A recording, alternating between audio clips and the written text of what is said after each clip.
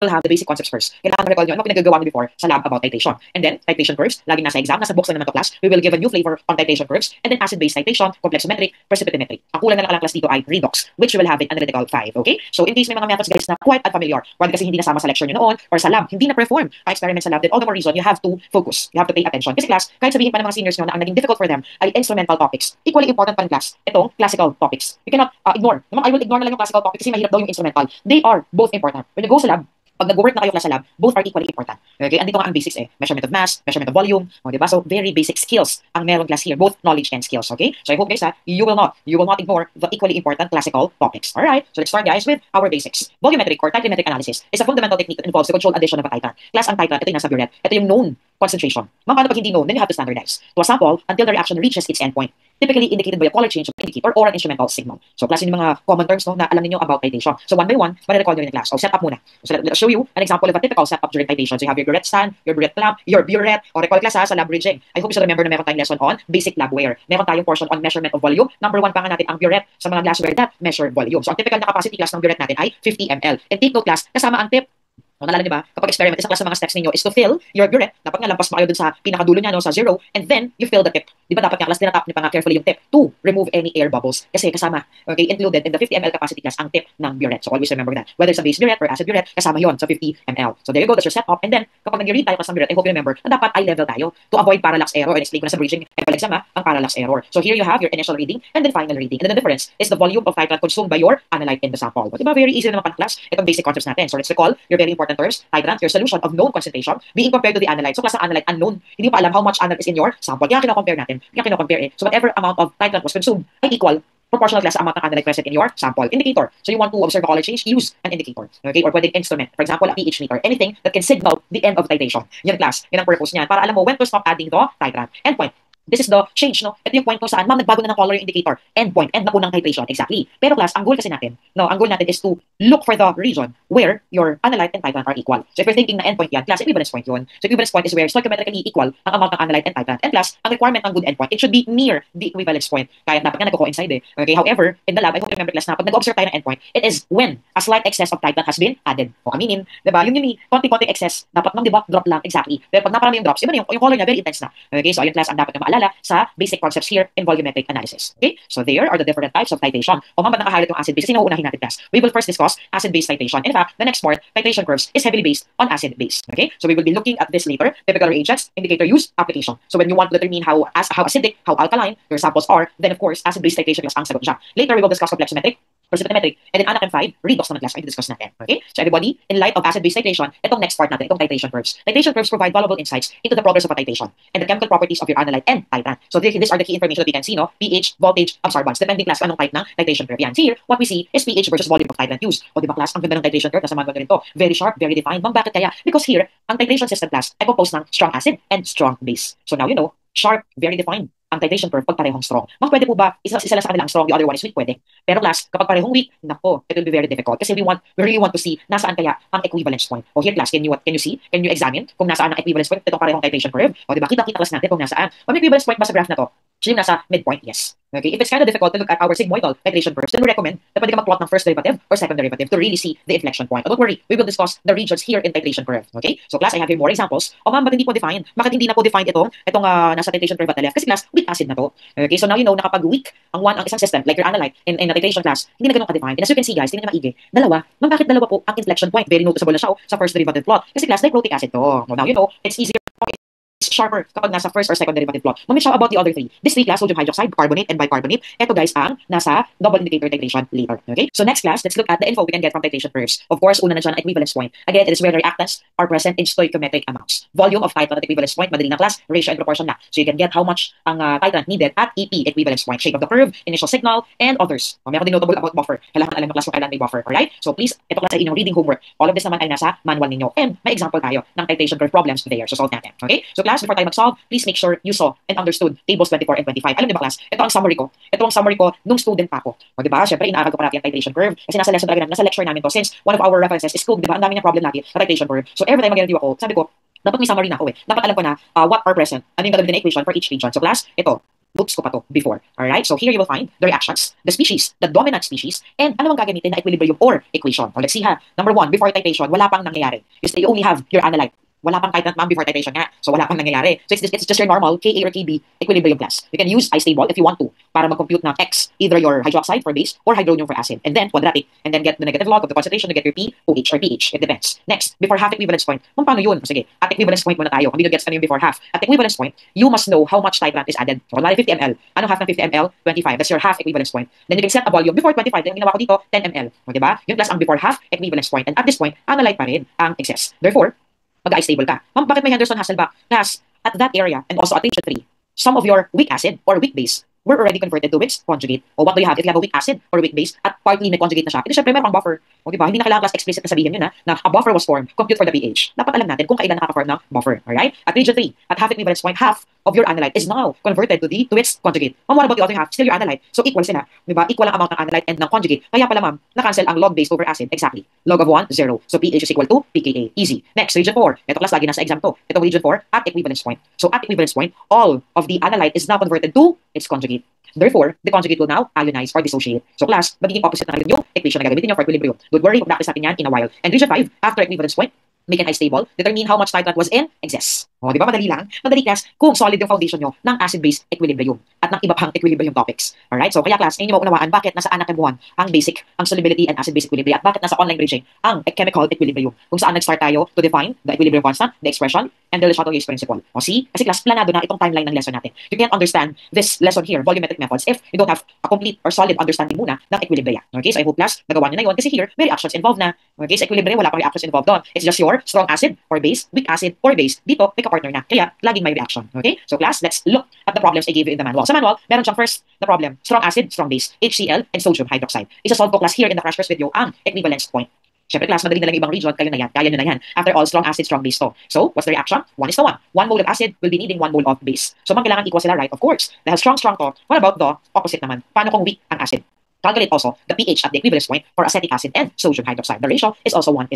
Pero magkaiba sa gawa ng calculation yan, obviously. So everyone, make sure class, for the strong system, gagawin nyo lahat ng region ha. After all, makuha na kayo mag-I-stable. Strong naman to, wala kayo gagamitin any equilibrium constant there. So ako naman to solve ng region 4 at equivalence point game. So class, obviously, pareho sila ng amount. Ma'am, hindi nang binigay kung how much yung sodium hydroxide. Malamang class, same lang. Kasi 50 ml, 0.1 molar HCl. So malamang, yung base na kailangan niya, also 50 ml kasi 0.1 molar. Sinadya ko yan para madali lang. So class, if you want to prove kung na at the equivalence point, talaga ubos na sila, consumed na sila, let's just show. Ito ang mole. So you multiply your volume in liters. So that's 0.05 liters times 0.005 mole. Ma'am, pwede ba tayo mag-millimole? Pwede rin. 5 millimole yan. Also, for your titrant, 1:1, they consume one another. Hala, paano yun? O, paano pala class? Kung ubos na, inubos ng isa't isa ang HCl and sodium hydroxide. Therefore, you take a look at the products. You have sodium chloride and water. Ma'am, yung sodium chloride, magka-ionize ba to? No, because your ions are both coming from strong acid, strong base. Recall, walang equilibrium na napo-form between your acid or base na strong at ang ions niya with unionized strong acid or strong base. Walang ganun. I hope you remember class, ang strong acid, strong base, full, complete ionization.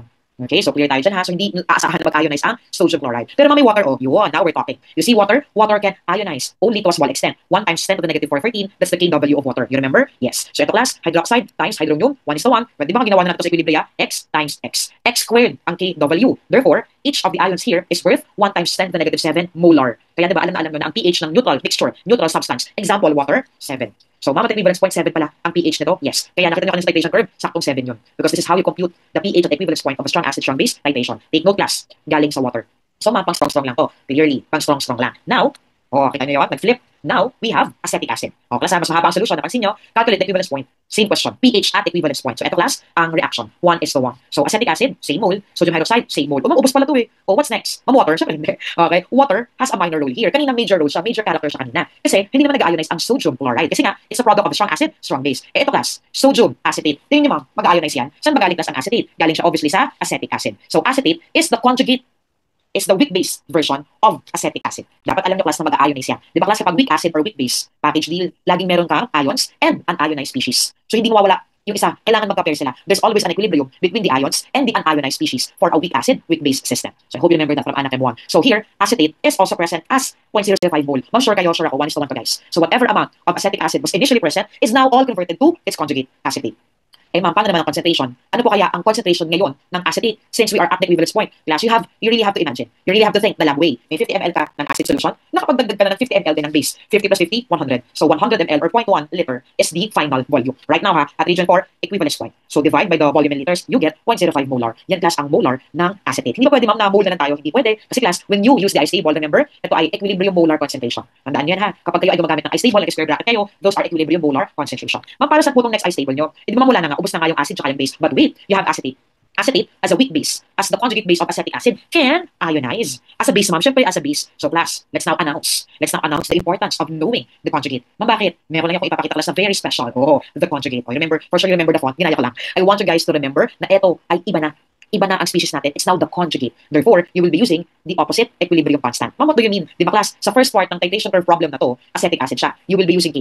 But this time, acetate na. You will be using Kb. So, bring out your calculator and get Kb first. O ano bang relationship na alam niyo? Di ba dapat alam nyo class to? Kw is equal to Ka times Kb. Therefore, Kb is equal to Kw over Ka. 1 times 10 to the negative 14 divided by 1.8 times 10 to the negative 5. Yun class ang Ka ng acetic acid. Nasa manual nyo rin yan. Alright? So here now is our I-stable. It will now be acetate being dissociated to acetic acid and hydroxide. Kung ano ginagawa ng hydroxide, di ba base nga? Conjugate base nga yan. So, 0.05, 00, XXX, and so on. You know the drill. You already know how to construct your I-stable. So, ang Kb nyo class dapat ay 5.56 times 10 to the negative 10. O class, hindi dapat mahirap para sa inyo. Transpose. So, your polynomial is equal to 0. Find x. X is your hydroxide. Once you have it, you get the negative log of that. POH mo yun. Ma'am, paano sabi mo kanina pH? Calculate the pH class. Do not forget another important relationship. pH plus POH is equal to 14. So, i-deduct mo lang yung pOH from 14 and you will get your pH at equivalence point. See? Mukha lang siya mahaba kasi siya pinimento ko step by step. But if you will do this on your own, it should be a lot faster. Hindi naman kasi magkakwento, di ba? Habang sinusolve ako lang yan. Si Ma'am lang yan. Okay? So, I hope guys, na-clarify sa inyo itong region 4 na mahalaga talaga. Lagi ito class na sa board exam. Kaya kailangan alam niyo. Kaya may title pa nga. Pinag-isipan ko class 2. Okay? Pinag-isipan ko yan. The conjugate. Di ba bongga? Hopefully guys, you got the idea. Now, let's look at the entire table I showed you there in the manual. This will be now your homework. Kasi mahunod na kayo ng equilibrium calculation o nag-I-stable pa ako sa region 1. Di ba? And then 2 and 3 may buffer.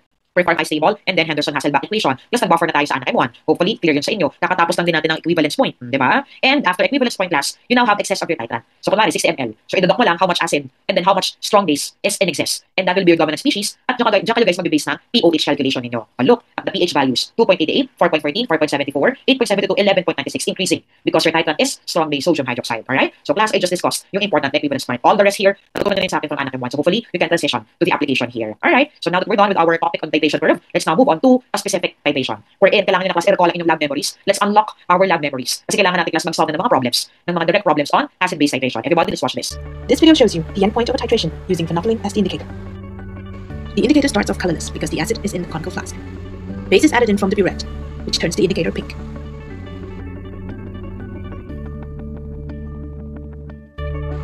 As you near the endpoint, the pink color becomes more and more persistent. You have reached the endpoint when one drop from the burette turns the solution pink permanently. Class, alcohol for phenolphthalein, it started as a clear and colorless solution kasi yun ang acidic in phenolphthalein with phenolphthalein. But as your titrant becomes in excess, nagiging pink na siya. Dapat nga lighter pink pa dun eh. Kasi nga ang goal natin, konting slight excess lang dapat ang amount ng base during your endpoint para malapit pa rin class sa equivalence point. Okay? Another indicator you will see later is the bromocresol green indicator. Everyone, let us just solve the problem there in your manual. So ito class ha, ito yung mga direct titration problems. A 50 ml portion of HCl required 29.71 ml of 0.01963 molar barium hydroxide to reach an endpoint with BCG in a shortcut sa bromocresol green. Calculate the molar of the HCl solution. Ma'am, hindi na 1:1, no? Exactly. So baka sanay kayo lagi 1:1. Make sure class that you know how to perform dimensional analysis. So as you can see, meron na akong steps kaagad here. So step 1, write your balance equation. So since barium hydroxide has 2 hydroxides, clearly it will need 2 moles of acid. Pag hindi mo yung na-balance, mali yung answer mo. So make sure balance. That's why writing the correct formula is part of your basics. So let's now look at our given class. This is the volume and the molar of barium hydroxide. Let's just multiply. And you will get 5.8 times 10 to the negative 4 mole. Oh, what's the connection? The connection is that for every mole of base, 2 mole acid ang kailangan niya. So times 2. And then to get the molar of HCl, yung mole na yan, divide by the volume of HCl in liters. And you will get 0.02333 molar. O, di ba? Madali lang. O, class, I know easy lang to. But there may be some of you na nasa-challenge pa rin. Meron mga ganun na na-intimidate kahit simple lang yung problem. So, ano suggestion ko dyan? Follow me. Follow me na kapag nag-solve ako, step by step. Okay lang kung mabagal ka pa to start, but as you progress, dapat may progress talaga. Okay? Dapat bumibilis ka na, alam mo na yung gagawin, nakaka-create ka na ng sarili mong shortcut, etc. But now, especially mga matagal na graduate, especially you guys, nalimot na talaga ang totoong problem-solving procedure, then please follow me first. Okay? Be organized in solving, and you can do it step by step. Ma-promise, madali lang yung dimensional analysis. Guys, nakailang lesson na tayo na meron tayong dimensional analysis. Ng bridging pa ito nag-start, diba? O, tinuruan pa naman kayo ng conversion factor, dimensional, 6 math bridging. So hopefully, lahat yung class nagagamit nyo ngayon sa lesson natin. I hope this problem is easy and clear now. Alright? So class, meron ako additional slides here na wala sa manual. Lab 2 eh. Actually, this is still an extension of the lab lessons I gave you ng bridging. Everyone, Let's study standardization of acids and bases. O acids muna class. Here we have sodium carbonate. It is one of the most commonly used reagents for standardizing acids. Ang natural form class ng sodium carbonate ay washing soda and ang mineral na trona. So these are being purified to obtain primary standard grade sodium carbonate. Ang isa pang key information here, ilang mole kaya ng acid ang needed ng carbonate. Syempre class, CO3 2 minus yan, kailangan niya class ng dalawa o kaya may Lewis structure pa tayo. O diba, kailangan niya class ng 2 protons for reaction. Ito carbonic acid, you will always see this na nag-decompose into CO2 and H2O. Okay lang, kung hindi niyo na isulat. Basta alam niyo class. Now, let's solve a problem. Dapat ma-instill sa inyo na ang carbonate need na class ng 2 moles of acid. O let's solve this one. So meron tayong primary standard sodium carbonate. Pero yung mass niya, nag-require siya class ng ganitong volume ng acid. Of course, unknown yung molar ng acid. Standardization, diba? You're determining the concentration of your acid. So here's your first step, your complete reaction, your balance equation. And next, diba? Alam niyo naman class, step by step tayo. So this is your mass. Divide nyo na class by the molar mass na 106 gram per mole. And you get this. And then you use the ratio. Sodium carbonate, kailangan niya ng 2 mole of acid. Paano pag nakalimutan ko yan? Class, kaya kailangan kayo mag-balance. Diba? Kaya nga napakahalaga ng balancing as part of your basic skills. Okay? The times 2 na. Then divide by the volume that is in the given and you get the molar of HCl. Okay? Easy lang. Okay? Easy lang class to. Sa mga medyo na challenge at nai-intimidate agad class, kaya nyo yan. Okay? This problem is very basic pa rin. Alright? Next. Standardization of base. So ayan, feeling ko naman class, naalala ninyo ang potassium hydrogen phthalate. In one of the recent board exams, kailangan daw class ng mga students ang molar mass. Naku, may mga nakalimot daw sa molar mass. Now, if that happens again, ang suggestion to class, dapat alam nyo yung formula. O phthalate, galing sa phthalic acid. So eto class, ang formula ng potassium hydrogen phthalate. May benzene ring. Kung bakit wala yung carbon? Kasi class may COOH. Okay, kaya dalawa ang carbon. 6 plus 2 kaya 8 ang carbon. O, pakita ko na yung structure. O, ayan. O, diba? COOH kung phthalic acid. Pero, potassium. Yung isang nakabond sa O. Kasi nga, potassium, hydrogen phthalate. KH, C8, H4O4, naka-highlight class yung hydrogen. The acidic hydrogen that will react with the base, 204.2 gram per mole. Ma'am, monoprotic siya. Ibig sabihin with a monobase like sodium hydroxide, 1:1. Of course, pag hindi na sodium hydroxide yan, for example, magnesium hydroxide, barium, calcium hydroxide, of course, the ratio will be different. You have to honor class, ha? You have to recognize na ang KHP, isa lang ang acid proton niya, ang acidic proton niya. Sige nga, try natin guys. O, let's try. Calculate the molar concentration of a dilute barium hydroxide solution if, ito, ang amount ng KHP na ginamit during standardization. O ha? So, kailangan class ha, dalawa na yung mole ng KHP. Kasi nga, dalawa ang hydroxide. That's your step 1. Step 2, get your mole KHP. I hope you remember, 204.2, just one slide ago, the molar mass. You get this, and it's now divided by 2. Why? Dalawa nga class ang mole ng KHP na needed. Okay? So to get the molar of your base, you just divide by the volume that is given. Tada! O diba? Madali lang class if you still know your foundations. Alright? So I hope class we're clear sa inad ko na topic na lab base. Siyempre, kailangan nyo to ang standardization of acids and bases. But wait, there's more. O meron pa tayong did you know? Aba, class, part din dapat ng lesson nyo ang proper storage. Did you know na dapat guys, ang mga bases, they should not be stored in glass. Dapat sa plastic bottles. Ano bang meron sa glass, man? Okay, let's discuss ha. This info is from school, guys. The concentration of sodium hydroxide solution will decrease slowly at mabawasan daw class ng 0.1 to 0.3% per week kung sa glass yung store dahil ito sa formation ng silicates. As you know, glass is made of silica. Marami class silicates eh. Okay, ayan, madami kasi sila. So I'm giving you a list of the major silicates. Ito ang reason bakit dapat hindi nyo i-extend ang storage ng base sa glass container. Yung longer than 1 or 2 weeks, wag. Always remember to store the glass in ethylene, polyethylene bottles or plastic bottles. Alright? So hopefully we're clear sa proper storage ng base. Meron pa tayong kailangan class i-discuss about bases. Ito ang paano sila i-prepare properly. Bakit may problem pa ba doon? Class, ang sodium hydroxide, okay? Like potassium hydroxide and barium hydroxide, may problem ang mga hydroxide solutions if you will not prepare them properly or hindi nyo i-follow ang tamang procedure, okay? So, kailangan talaga silang standardize bago kayo mag-titrate. Otherwise, makakakumit kayo class ng carbonate error. Ano yun? Okay, let's discuss ha. These solutions, they react rapidly with atmospheric carbon dioxide, CO2, that will produce the corresponding carbonate. Paano yun? Class, game. Carbon dioxide can react with hydroxide to form carbonate. Madali lang. Okay, CO2 with hydroxide will produce carbonate and water. At alam naman natin kasi itong carbonate, another base din to. So mga are telling us para itong side reaction, exactly, para siyang side reaction. And instead that your hydroxide will be reacting with a future acid. Hindi ba natitrate ka? No, it reacts with CO2. CO2 which in the first place, dapat wala sa solution natin. Okay? Dapat hindi nag-interact ang carbon dioxide with your hydroxide. Nandito na. So let's discuss. So this carbonate class na napoproduce when your hydroxide reacts with CO2 from the air, ito ay nakaka-decrease ng sharpness of endpoints at dapat i-remove before standardization. Next, at the endpoint, kapag nag-titrate na kayo later, using an acid range indicator, for example, bromocresol green, each carbonate ion will react with 2 hydronium ions. Mawala na namin yan. Diba? You already know this from reaction earlier. So, yung carbonate na na-form, na hindi naman dapat na-form, nagre-react now sa acid, bongga. Nagre-react sa acid. Saan galing yung acid? For example, nag-analyze ka na, or nag-titrate ka na, ginamit mo na ngayon ng hydroxide solution mo that contains a side product, carbonate, and carbonate being a base will also consume hydronium from your acid solution. Since hydronium matches hydroxide, lost to CO2. Kung ano ma'am, o tapos i-explain ako ha, look, 2 moles of hydronium match sa 2 moles ng hydroxide. Therefore, na-compensate ang error. No error occurs. Kasi nga, 2 mole of base, ang ginamit ko for carbonate, sakto na 2 mole acid din pala, ay consume ng carbonate. So parang walang nangyari. Kung ang indicator is bromocresol green. Okay? Bakit anong meron sa bromocresol green? It is an acidic range of indicator. It will reach until sa reaction class ng carbonate with 2 moles of hydronium. 2 steps kasi yan. 2-step equilibrium class ng carbonate to become carbonic acid. However, kung ang gamitin mo class na indicator ay phenolphthalein, basic range na indicator yan, it will not be able to help you observe na magre-react ng carbonate with 2 moles of hydronium. Each carbonate will react only with 1 mole of hydronium kung phenolphthalein. Hindi mo na kasi ma-observe yung second. Kasi nga, hanggang first step lang ang kaya class ng phenolphthalein as a basic range na indicator. So, there's your problem. Hindi pantay. Hindi pantay-class. Dito, 1 mole acid lang. So, may error, exactly. Kaya ang tawag class here, carbonate error. Alright? So, everyone, I hope you are open-minded ha, para class maunawaan to. Bakit mga sa boards ba to? Yes. It could possibly return again sa board exam. Kaya kailangan isama na class natin. So, everyone, let's solve this problem para ma-impart agad natin yung learning natin a while ago from the carbonate error. Alright? The hydroxide concentration of a freshly prepared carbonate-free sodium hydroxide solution was 0.05118 molar. Diba? Carbonate-free. Pero, let's say, pag-absorption ng CO2. Ayan. So, if 1 liter of this solution absorbs CO2 from the air, let us calculate the relative carbonate error in acetic acid titration. O naka-specify ha, if you're gonna use your sodium hydroxide solution to titrate acetic acid, ano daw klase magiging error na? And take note, phenolphthalein is the indicator. So everybody, here's our balance equation. Hydroxide reacting with CO2. You already know na 2 mole ng hydroxide ang needed for this reaction. So let's compute first how much carbonate will be produced. Paano? By looking at how much CO2 is coming from the air that will be absorbed by the solution. So ano gagawin, ma'am? Siyempre, class dimensional. Kung convert nyo yan, gram yan per liter of solution. So ayan ha. And then use the molar mass. So cancel.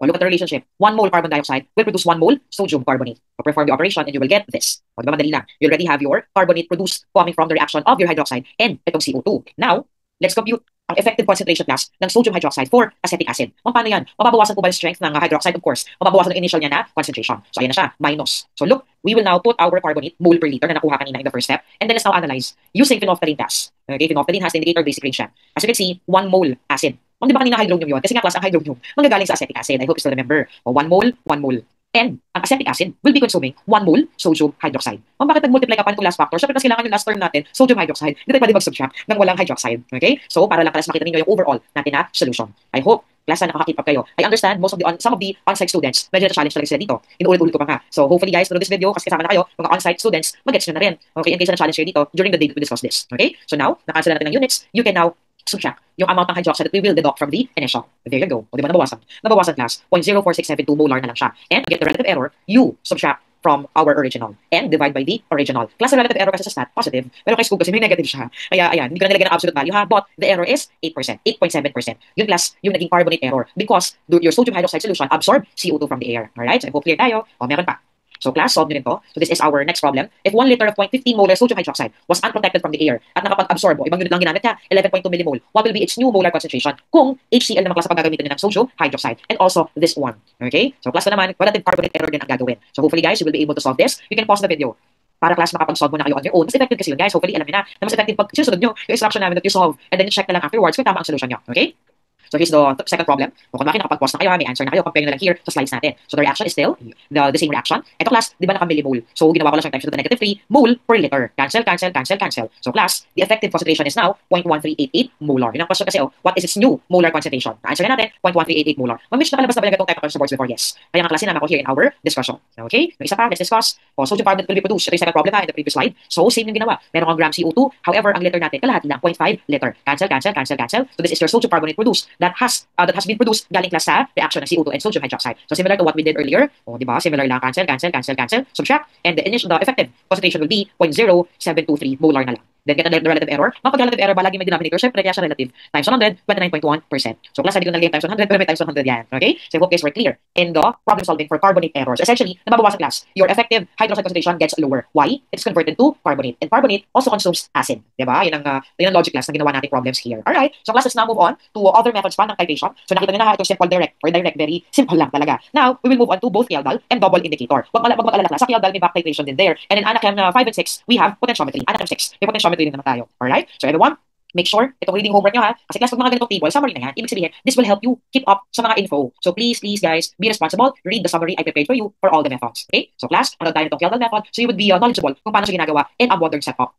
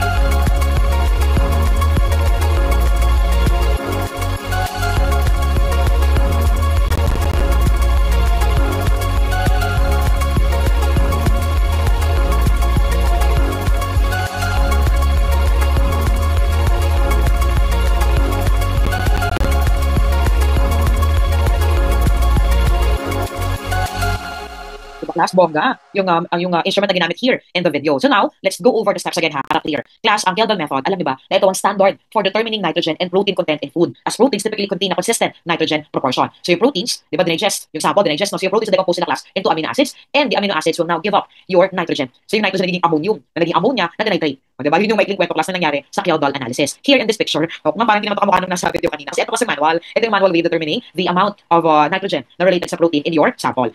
Let's recall the steps. So digestion task, a strong acid like sulfuric acid na kaya mag-decompose ang pwedeng gamitin. And then all of the amino acids are now in the form of ammonium ion. Ammonium will now be reacted with hydroxide in the next step. So the class, everything is now in the form of ammonia. And kapag nasa form sa class na ammonia, it can now be reacted with the measured excess of HCl, standard acid. Pero naman pwede bang ibang acid? Pwede rin class. Okay, ito nasa notes natin. Ang ginawa ko lang, 1:1 kasi. But you can also use other acids. A strong acid will have a reaction with ammonia and pwede ito class measured excess ang ilalagay. Kasi you don't know yet, wala ka pang info. For example, kung gaano karami ang ammonia that came from your sample, na syempre related to sa amount ng protein in your sample. So the key here is to add measured excess of HCl. And then, syempre, excess yun, may unreacted, we will back titrate using standard base. And whatever the difference is the amount of acid that reacted with ammonia. So you will be able to get the amount of ammonia na related class sa percent nitrogen and then later on sa protein in your sample. Diba? So ganun lang class yung stoic here. Okay, everybody, let's solve the problem in your manual. So here you have a sample of wheat flour, harina.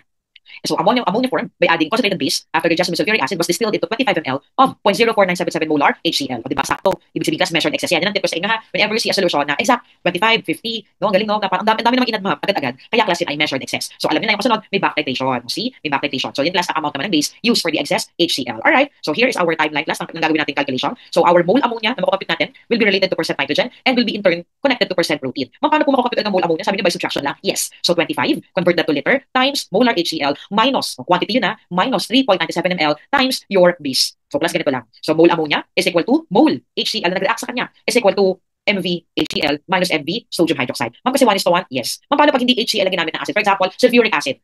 O di ma'am, may factor doon? Yes, may factor. Dapat may 2. Ngayon, wala. 1:1 lang. Okay, so I hope na nakita nyo na simple lang example na pinapakita ko here kasi baka mag-overthink kayo, ma'am, lagi bang HCl? Pwede namang iba. Okay, it's just that in most problems, they are using HCl para simple lang class ang case. Okay, so now that you understood the problem, let's solve. So mole ammonia, this is your molar times volume, cancel. And then your sodium hydroxide. So HCl minus sodium hydroxide, boom, you get your mole ammonia. Cancel, cancel, cancel, cancel. Alam mo, nagpanik ako. Anong nangyari? O diba, meron ka ng mole ammonia. In 1 mole of ammonia, there's 1 mole nitrogen. Tandaan nyo class, ang Kjeldahl, elemental analysis to. We are connecting amount of protein from the amount of ammonia ng percent na evolve during the reaction. And yung mole ammonia ay connected sa nitrogen. So I hope clear tayo ha, kaya siya elemental analysis. Divided by gram sample. Mamich, pag percent ba, laging divided by gram sample? Yes. Times 100. So kunin ko mas makuha 2.13%. And using the conversion factor given, this will be your amount of protein, 12.17%. So class sa Kjeldahl, madali lang. Basta naunawaan nyo ang back titration. Alright? So there you go. Yan sa isang elemental analysis na ginagamitan ng titration for acids and bases. So we already know nitrogen converted to ammonia, and the technique of titration is back titration. Like here in Kjeldahl. Sulfur can be analyzed or can be converted to sulfur dioxide. Carbon dioxide, and so on. So pwede pala ma'am, ang elemental analysis gamit ang acid-base titration? Yes, pwede guys. Alright, so we already know Kjeldahl as an application of acid-base titration. Now, we move on to our last application for acid-base titration, ang double indicator. If you haven't done this before, class, ito na yung next chance nyo. Your best chance to learn this. Itong double indicator titrations. Before we compute, alamin muna ang concept. Let's watch this. This is a demonstration of a PNT alkalinity burette titration.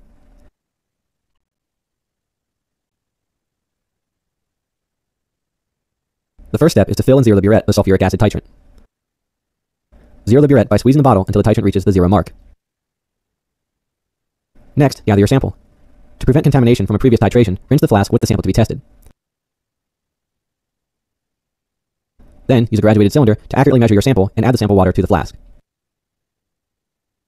The next step is to add 5 drops of phenolphthalein indicator. After the addition of the reagent, swirl to mix. The solution should turn red. If the solution remains colorless, the P alkalinity is 0. In this example, the sample is turned red, indicating that there is P alkalinity that needs to be titrated. The next step is to titrate the sample with the sulfuric acid titrant using the burette.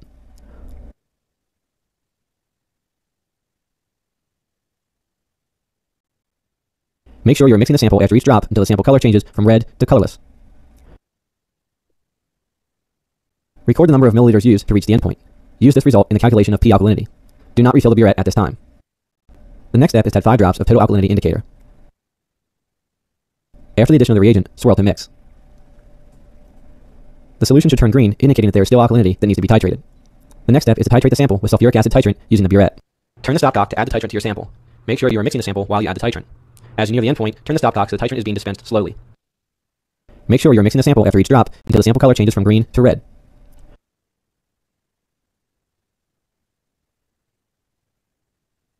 Record the number of milliliters used to reach the endpoint. Use this result in the calculation of T alkalinity. Alright guys, stop na natin ang video. Nakita nyo na yung dapat yung makita. So you saw 2 indicators employed. So yung one is phenolphthalein, the other one tawag lang is total indicator, di ba? So class, it's called double indicator because you use two indicators with different ranges. The first one na ginamit na phenolphthalein, that's a basic range of indicator. Later yung malalaman nyo, bakit tinatawag ko na basic range, isa naman acidic range, okay, we will get to know them later, yung dalawang indicator. First, you have to know, ano bang application ito, ma'am? So class, ang common application ng double indicator is for determination of alkalinity of water samples when the primary contributors are limited to hydroxide, bicarb, and carbonate. Oh, let's bring back the titration curves. So the first one here, itong sharp and defined, this is hydroxide. Ito naman class, isang inflection point lang, bicarb. Itong dalawa, carbonate. Pero hindi sharp kasi nga weak. Ang sharp lang tsaka defined ay strong. Okay? Mapalasan yung mga gradient. Yung color gradient signals the change in color ng phenolphthalein at the basic range from pH 8 to 10, nagbago ng color. And then, itong acidic range of indicator ng klase around pH 4 to 5.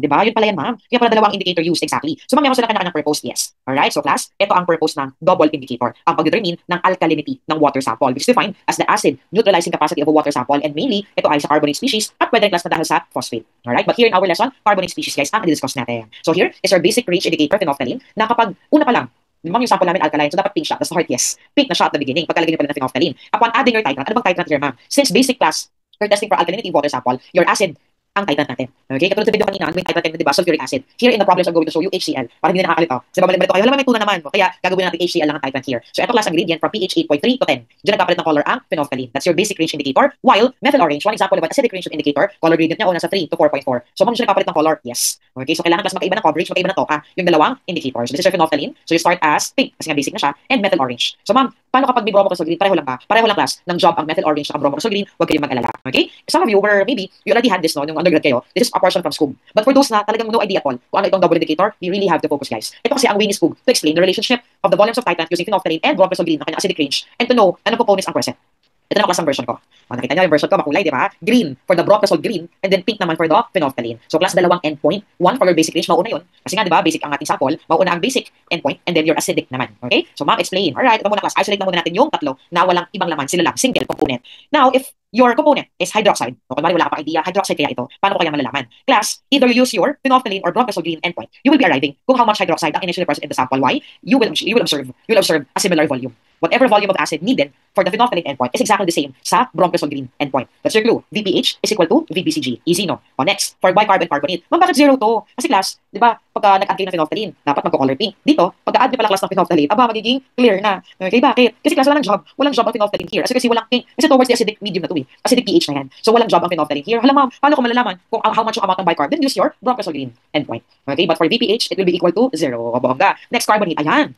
Very good example. Kasi class, with the two reactions of carbonate, step 1, carbonate to bicarb, step 2, bicarb to carbonic acid, dito lang may silbi. So first reaction lang may use ang phenolphthalein. Di ba kayo nagtataka? Ginawa kong vertical na reaction para mas madali nyo class makita ang assignment of volumes later. Kasi kapag naka-horizontal tayo, ang hirap mag-establish ng relationship. Pero pag naka-vertical ang reaction, mas madali makita. Believe me guys. Okay? So only the first reaction is observed by phenolphthalein. But if you add more acid at meron ka pang inaantay na change of color for your bromocresol green endpoint, doon mo ma-achieve ang second endpoint. Thus, VPH is equal to half of BCG. So kung sa dalawang flask kayo, no? Yung dalawang flask na yan, mas malaki by twice ang makukonsume class ng BCG. Kasi dalawang reaction to eh. Pero kapag phenolphthalein, isang reaction lang. Kaya half. Okay, may half relationship sila. O sana gets nyo ha. Madali na class ng solo components. But in the problem I gave you in the manual, dalawa class ang component. The first step we will do, determine kung ano muna components ang present. Let's say kung dalawa sila, very crucial. Kasi may dalawang possible combination guys. Okay ha, so next.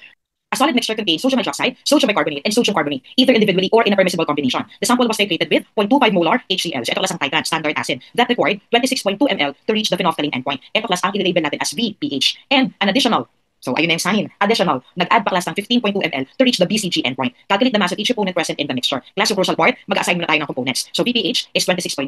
Ma'am, ano kaya ang VBCG? Add lang natin kasi nga additional 15.2. So that's 41.4.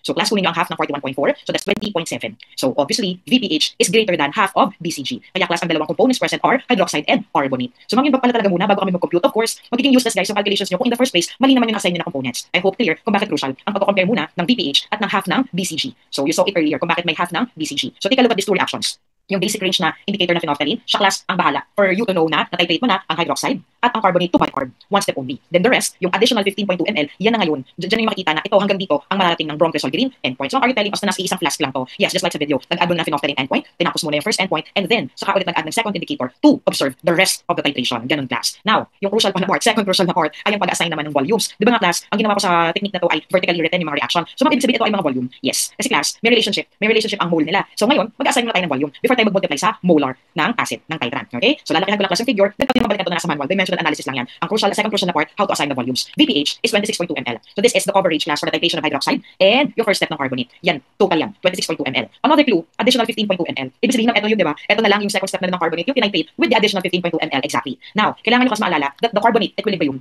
involving bicarb and carbonic acid is a two-step reaction where 1 mole of acid is needed for each step, which means that same lang klase na dapat ng volume. So the first step and the second step will be both consuming 15.2 ml. Bakit nga ulit? 1:1. So 1 mole acid will be consumed in each step. Therefore, yun din ang amount ng volume. Okay, yun yung volume na makonsume. See? So ayan na, meron ng liwanag, di ba? May na-assign na tayo. Ma'am, can we now get to how much yung hydroxide? Pwede. So you can now subtract 15 from 26 and what you will get is 11. So 11 ml class ang na-consume sa hydroxide. So ma'am, parang pati yung sa carbonate, nakita ko na exactly. So now class, math lang talaga ang pagaganahin nyo in analyzing yung volumes nila. Kasi kanina natapos na natin yung chemistry part, alam niyo na kung bakit ito yung dalawang components na present. So now, you now add your math skills na dapat, syempre, stoichiometrically related pa rin. Okay? Ang total class ng lahat ng acid na na-consume is obviously 41.4.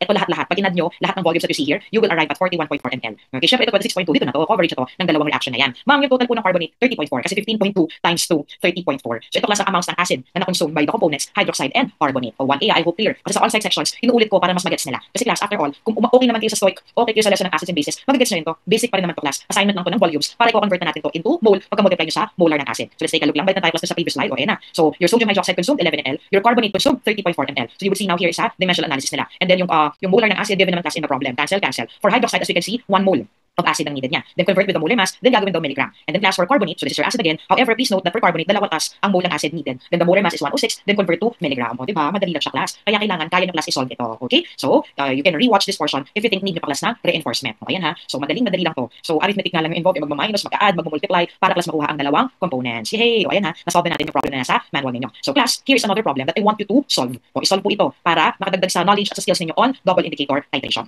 So now, ito na class ang Mitch list natin. O see, meron tayong highlighted portion class para sa carbonate error, diniscuss natin yan earlier, and then we have discussed Kelvin na may involvement ng back titration, and ang recent natin na lesson, ang double indicator. So guys, please review. Marami talagang acids and bases. Talagang napakalawak ng coverage. So make sure to always master the basics first, na galing sa Anak M1, papunta dito class sa volumetric methods. So, doon na class tayo with the first 3 parts. Medyo mahaba talaga yung acid base kasi this comprises a lot of titration methods talaga. And now, we move on class to complexometric and precipitometric titrations. So, did you know slide muna tayo. Complexometric titrations have been used for over a century with major advances starting in the 1940s through the use of chelates. O class, baka familiar na kayo sa word na chelate. So, chelates are compounds where ion binds to a ligand, forming stable ring structures. Yung tawag naman natin class sa mga ligand that can form chelates are chelating agents. Example, glycine. So glycine having oxygen and nitrogen as its donor atoms can form stable ring structures with metal ions. Ito yung kanyang 3D structure. Ito class water lang to. Diba? Tingnan class ang example ng mga chelates. So for more terms, for more in-org related terms, you will also have this. Or baka tapos na kayo when you are now watching this video sa advanced in-org class. In-org 9 and 10 will be about coordination compounds. So doon yung class mas malalaman lahat ng terms, mas maalala lahat ng terms na related sa metal, ligand, and sa mga complexes. So ang chelate, example to class ng mga complex. Okay, let's look at more terms ha. So ito class, ito ay pangalan sa analytical chem. Of course, you have more general terms in in-org. Well, let's start. Organic compounds that contain both amino and carboxylate groups, and they are used as ligands in titration. So both functional groups are present, amino carboxylic acids. Any organic compound with 2 or more binding sites that can simultaneously coordinate to a metal ion, ito nga yung chelating agent. And the complex or the compound formed from metal ion and chelating agent, ito class ang chelate. So, ito class yung mga terms no, na important here sa lesson natin. So, when your titration method involves a chelating agent, when you want to analyze a metal ion, kilometric titration. The most commonly used chelating agent, syempre class, sobrang familiar sa atin ito, EDTA. Okay, so multiple coordination sites. To be exact, there are 6 sites of binding for EDTA. At dapat class, kapag EDTA, masaya tayo. Bakit? Ang ratio nito with any metal ion is 1:1. Okay, hindi nyo kailangan ng problema sa pagbabalance kasi laging 1:1. Okay, so class, very simple terms lang before we begin with our lesson on complexometric titrations. And then here, let's look at some uses. Anong mga practical applications ng complexometric titration? Syempre class, number 1 na dito, ang metal ion determination. Ang mga chelating agents, ang mga complexing agents, they are used as titrants. So, ang analyte, ang mga metal ions. Okay, so nearly all metals can be accurately and rapidly determined by complexometric titration. And class, faster and more convenient than gravimetric methods. Nakita naman sa Anak M3, diba? Na medyo tedious, laborious ang gravimetric procedure. Okay? So class, kindly read na lang this other uses as your homework. Okay? So ayan. So we now have background. We now have background knowledge about complexometric titrations. Let's now look into different methods, typically with EDTA ito guys. So we have direct EDTA, back titration, displacement, and indirect. So you would see here the indicator, no? Very common class to EBT, Eriopro Black T. Ang direct EDTA titration, very common for water hardness. So when we say water hardness, your critical ions are calcium, magnesium. Okay, so class, pakibasa ito, hinhighlight ko lang yung madali. Kasi meron tayo later, direct EDTA titration and displacement. Okay, now it's time to look at the structure of EDTA. Mag-ilan po ba ang sites for binding ng EDTA? So meron siyang 4 na acetic acid, acetate. Meron siyang 2 amine groups, total 6. So when you go to in-org, you will again learn the term coordination number. So with any metal ion, the coordination number is 6. There are 6 sites for binding. EDTA is a polydentate ligand. Okay, so matututunan ulit to. Itong mga torso for weekend and org. So grabe naman ma'am, ang strong naman ng EDTA. Exactly. It's a strong chelating agent that forms stable 1:1 complexes with many metal ions. Ma'am, promise ha, kahit anong metal makita namin sa problem, laging 1:1, yes. So yan class ang EDTA. Okay, laging ganito ang ratio niya. Also, we need to look at how stable ba talaga ang complexes ma'am na napoform ng EDTA with metal ions. Class, the constant here no, na involves the formation ng complexes is called the formation constant. I hope class meron kayong naaalala pa sa equilibrium lessons before. So, di ba, sa solubility, the constant was KSP. Sa acids and bases, the constant was Ka and Kb kasama ng Kw. Here, in complexation, Kf, formation constant. Ma'am, bakit? Puro positive yung exponent. Sanay po kami na negative yan. Class, ibahin nyo ang Kf. For Kf, their exponents are positive in this table. Di ba nga, stable complexes ang napoform ng EDTA with many metal ions. And it shows sa formation constants na to, how stable, how favored ang formation class ng EDTA complexes. I hope clear tayo dito ha. Ganyan, kagaling class ang EDTA. Another thing that you have to remember for EDTA, dahil nga sa structure nito na tetraacetic acid and ethylene diamine, dapat class nakita nyo na ito ay may influence ang structure niya ng pH. So let's take a look at this ladder diagram. So class, para madali nang i-symbolize ng EDTA, Y ang ginagamit na letter. So if all of the possible na pwede lagyan ng protons ay meron, the formula is H6Y2+.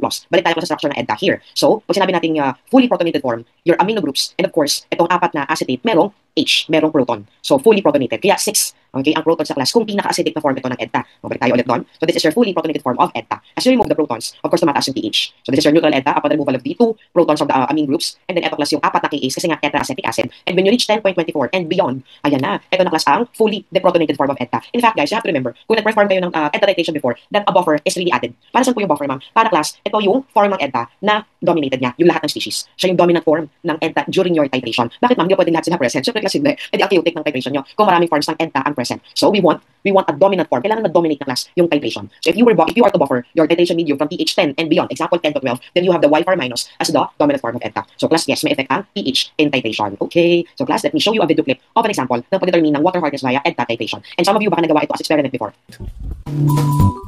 Tap water in our region in Crete is considered to be very hard. Although this poses no harm for our health, there are certain disadvantages. Soap and shampoos do not lather enough, lime scale accumulates in faucets, pipes, drains, washing machines, and boilers, and corrosion affects. Okay. So class, nakita nyo itong color change, no? I-explain na kung ano yung implication ng water hardness. So you saw the color change kanina from red to blue. So yan class ang EBT na indicator. Explain bakit red siya at the start. At the start, pagka-drop natin class ng EBT solution, it will complex with the metal. Kasi class ang EBT, just like the ligand, Lewis base din yan. May donor atoms din yan for the metal ion. Or recall from in-org 6, ang metal at saka ang ligand, they can form an acid-base reaction. Ang definition nito class ay Lewis. Metal ions accept the electrons, they act as Lewis acid, and then your Lewis base naman act as the electron pair donor. So here in our complexometric titration, metal ang Lewis acid, and ang indicator at literal EDTA, sila ay mga Lewis bases. O balik tayo dito sa lab. So red yung color ng metal EBT complex. However, as you add EDTA, nagtatitrate ka. Di ba class, alam natin na strong chelating agent ang EDTA. Stable ang complex na ipaform ito with the metal ion. Therefore, mas meant to be ang metal ion with the EDTA ligand. So sila talaga kasi mag-form ng complex. And kapag dumating na tayo sa point na natatitrate na most of the metal ion, then the color change will happen. Because if you free up na class, okay, ng EBT, kasi nga, displace na siya. So EBT will be displaced. It will now be free of the metal ion. And nag-react class ang EDTA with all of the metal ion. So the color of free EBT, iriochrome lacti, is blue. So at the endpoint, color blue siya class. So generally, we call these indicators metallochromic because they complex first with the metal. And of course, we see the color change at the endpoint. O, diba? So kailangan magkaroon ng displacement exactly para ma-observe natin class ang endpoint. Kapag natitrate na lahat ng EDTA ang metal ion. Alright? So yan. Kaya class meron tayo dito short portion on iriochrome lacti. So yan ang kanyang color class ha. You already know. And stable with the solution. Actually, unstable siya in solution. It should be freshly prepared every time na meron kayong EDTA titration. Limitations, not suitable in very acidic or very basic conditions dahil nga, katulad ng ibang ligand, ito ay sensitive class sa pH. Kaya when you titrate, the effective pH range must be maintained. So kailangan daw class ma-buffer ito at around pH 10. Common buffer na ginagamit, ammonium buffer. Common use for hardness analysis. Ligand type, it's a chelating agent as well. It's a weak chelating agent that forms unstable complexes with metal ions. So para clear, just a chelating agent din. Class ng structure niya. So meron din siyang mga donor atoms like nitrogen and oxygen. Mechanism, so we already know that EDTA will displace or replace EBT from the metal and from the metal EBT complex. Dahil nga, mas stable ang napoform na complex ng metal and EDTA. Highly favorable yon. Alright, so yun ang ating portion on EBT. Class, solve tayo ng problem. So this is not in your manual. You have to solve this. Everyone game. A 100 ml water sample required 23.63 ml of 0.0109 molar EDTA for water hardness analysis. Calculate the hardness in calcium carbonate milligram per liter. So class, ang molar mas na 100 lang. So ma'am, 1:1 ha? Yes, 1:1. So calcium reacting with EDTA in a 1:1 manner. Class, ang amount ng calcium ay equal sa amount ng EDTA. So we just multiply the molar and the volume. So cancel. Yan na yun. And then i-express na lang class into milligram calcium carbonate. So this is your mole EDTA, mole calcium. This is your molar mass of calcium carbonate. Siyempre, 1 mole calcium carbonate. Yeah, shortcut ko na. Then convert gram to milligram divided by the volume of water used. So very easy class. If you want, you can pause the video, solve on your own. Kasi class, you will build confidence. Okay, habang kayo ay nakakapag-solve ng tama. 1A, dapat ginagawa nyo yung best nyo. Tandaan nyo, hindi tayo nasa onset class. Unlike ang 1B to 1F, I can really command them, solve this. Kasi aantayin ko. 1A, kayo ay narinig lang yung boses namin. So hopefully, you do your part. Kasi hindi pwede man nakita ko na paano mo isunod ako nag-solve nito. Diba? Kailangan ikaw din para ma-build mo rin yung knowledge and skills mo in solving. I hope clear tayo 1A ha. So, kunwari na pause nyo na, nakapag-answer na, nakapag-calculate. So the correct answer, 258. So kailangan class, naka-express to in the correct number of sig figs, 3 sig figs because of the molar EDTA here. Okay. Ma'am, kapag water hardness ba, common na unit ang ppm, yes. Kasi konti lang class yung amount ng hard water ions most of the time ha, in water samples. Kaya